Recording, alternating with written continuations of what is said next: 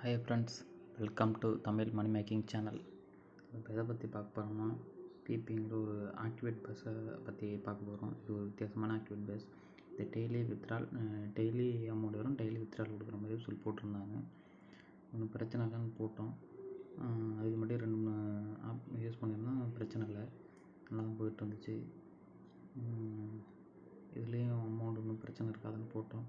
ஆனால் வித்ட்ரால் ஒரு நாள் தான் வந்துச்சு, வித்ட்ரால் வரல. ஆனால் பார்த்தீங்கன்னா ஆஃபர் நிறைய கொடுத்துருக்காங்க. அதனால் இதை யாரும் யூஸ் பண்ண வேண்டாம். இந்த வித்ட்ரால் ஒன்றும் வரல, ஒரு நாள் தான் வந்துச்சு. அதனால் யாரும் இதுக்கு மேலே இதில் இன்வெஸ்ட்மெண்ட் பண்ணாதீங்க, இது எனக்கு தேவையில்லை. நான் 2 நாள் ஆகிடுச்சி, இன்னும் வித்ட்ரால் வரல. நான் ஆஃபர் மட்டும் ஹெவியாக கொடுத்துருக்காங்க பாருங்கள். இதெல்லாம் ஆகாது. அதனால் இது யாரும் ஏமாந்து இதில் இன்வெஸ்ட்மெண்ட் பண்ண வேண்டாம். நிறைய ஆஃபர் கொடுத்துருக்காங்க, அதனால் இதில் யாரும் இன்வெஸ்ட்மெண்ட் பண்ண வேண்டாம். டெபாசிட் இதுலேயும் 3 நாளுக்கு 2 நாளில் அமௌண்ட் வரும், ஒரு நாளில் அமௌண்ட் வர மாதிரிலாம் கொடுத்துருக்காங்க.